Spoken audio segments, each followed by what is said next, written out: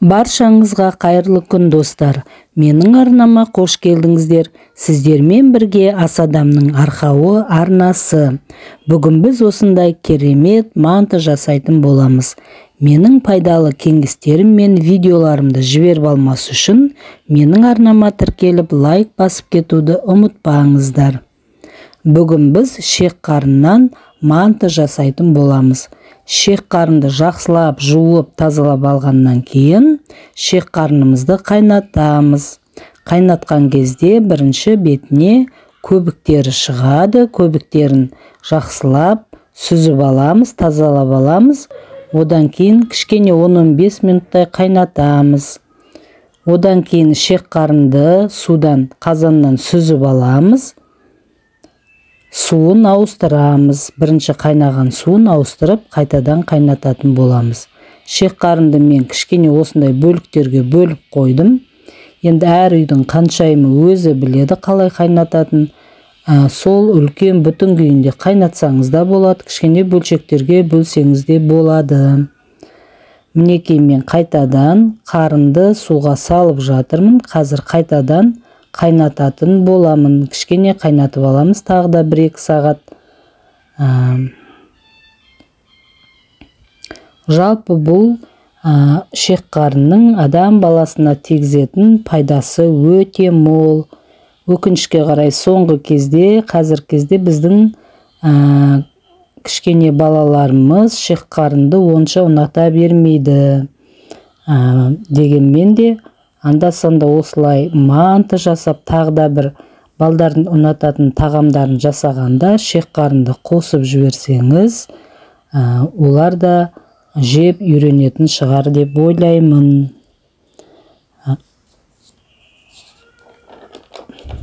Мінекей, менің шек қарыным да дайын болып қалды. Сүзіп алдым шек қарынды. Енді бұны мясировкадан өткізіп, ет тартқыштан өткізіп аламыз.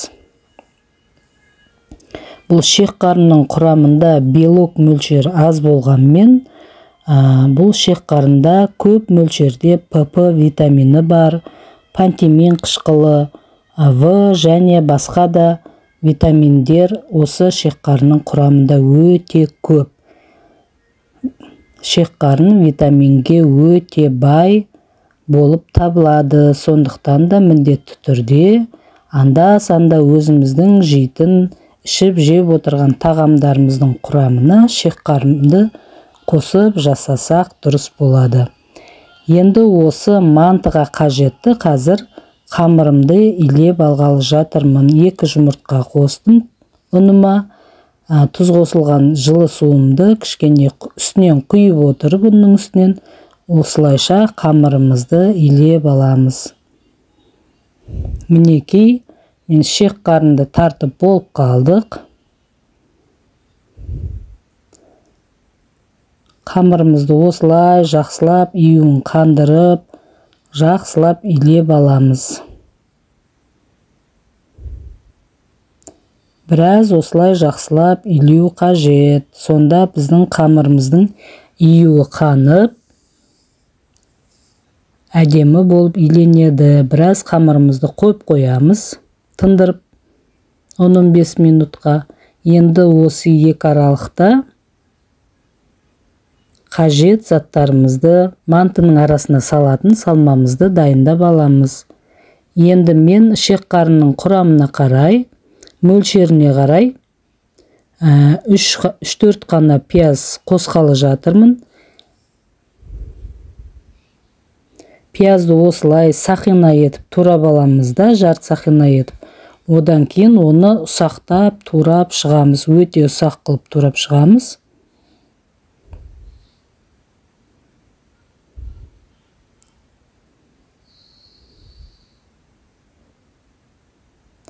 Осылайша пиязды турап алдық. Мінекей мен барлық пиязымды турап алдым. Енді дәмдеуіштерін қосып жатырмын. Тұз қостым, қара бұрыш, қызыл бұрыш қостым. Енді осы қосылған дәмдеуіштерінің барлығын осылай қолымызбен мұжып отырып, жақсылап араластырып аламыз. Әрі пиязымыз кішкене өледі. Енді оның үстіне шек қарынды қосамыз. пияздың үстіне. Сөйтіп пиязбенен шек қарынды жақсылап осылай мыжып араластырамыз. Неғұрлым біздің салмамыз жұмсақ, сулы болған сайын, соғұрлым өте дәмді, сочный болып шығады сол кезде біздің мантымыз. Осылай жақсылап біраз мыжып, пияздың соғын шығарып, осылай салмамызды дайындап аламыз. Енді қамырымызды бір қайтарып аламыз, июін қандырып. Кішкене осылай илеп, жақсылап илеп, тағы да біраз уақытқа қамырымызды тындырып қойып қоямыз.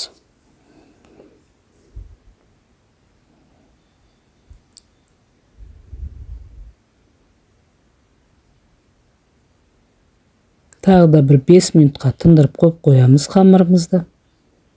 Неғұрлым июі қанса қамырдың, неғұрлым жақсы тынса, соғұрлым жақсы жайылатын болады. Мінекей мен қамырымды алдым. Қамырымды 2 кішкене зуалаға бөліп жатырмын. Бір зуаланы бөлек алып қоямын да, тындырып, екіншісін қазір жаятын боламын.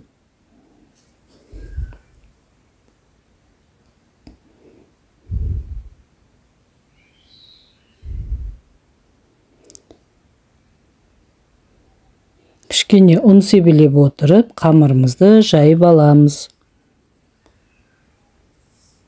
Осылай саусақтың, жұдырықтың көмегіменен қамырымызды осылай жаймалаймыз. Айландыра отырып, осылай астын үстін аударып отырып, айландыра отырып, қамырымызды осылай дөңгелек формаға келтіреміз.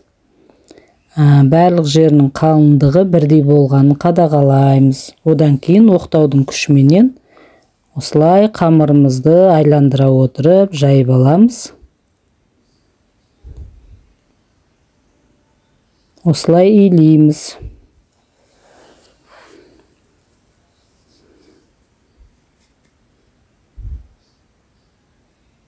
Арасында кішкене ұнымызды себелеп отырамыз.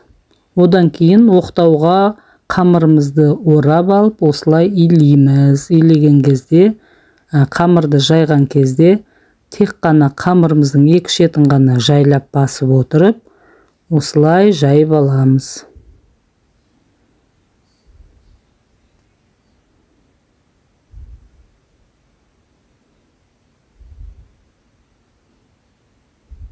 Қамырымыз жабыс қалмас үшін кішкене ұн себелеп отырамыз.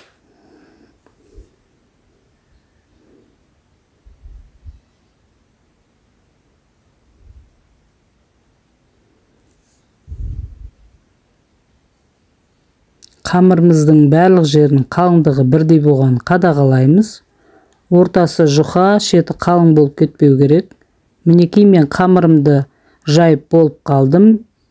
Енді оны гармошқа ұқсатып жинап аламыз. Одан кейін осылайша кесіп шығамыз қамырымызды. Енді қамырымызды бірінің үстіне бірін осылай жинаймыз.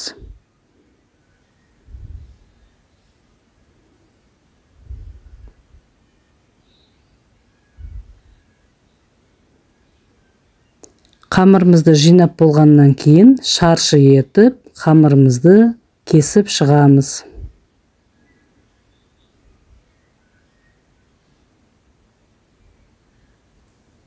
Мінекей кесіп болып қалдым.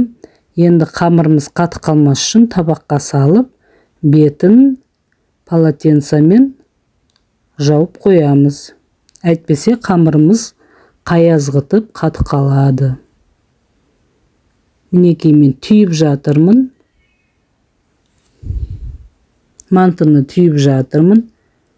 Осылайша начинкасын, салмасын ортасына молырақ қып саламыз да. Мінекей, екі ұшын алып, осылай біріктіреміз. Құлақтарын біріктіреміз. Осылайша мантыны түйіп шығамыз. Одан кейін алдын ала май жағылып қойған мантоварканың табақтарына мантымызды салып жинақтаймыз. Мінекей, үйде Бала-шағамыз бәріміз жабылып, мантымызды түйіп жатырмыз. Мантыны түйіп болғаннан кейін мантымыздың бетіне кішкене осылай май жағып шығамыз. Сонда мантымыз бір-біріне жабыспай, қатты қалмай әдемі болып піседі. Мінекей алдын ала қойып қойған қазандағы суымыз да қайнады. Енді осы қайнап жатқан судың үстіне мантымызды әкеліп қоямыз табағымызды.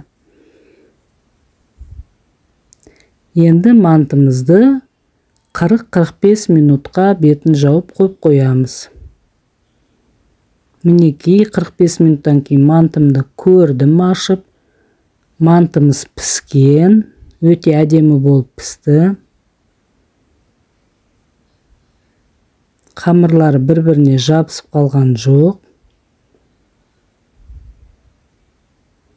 Енді дастарханға мантымызды алып бара берсек болады. Мінекей мантымызды дастарханға алып келдік. Қараңыздаршы, қандай керемет болып пісті мантымыз.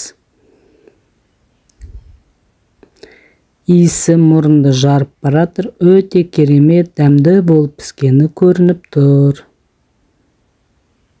Қамыры бір-біріне жабыспай, әдемі болып пісті.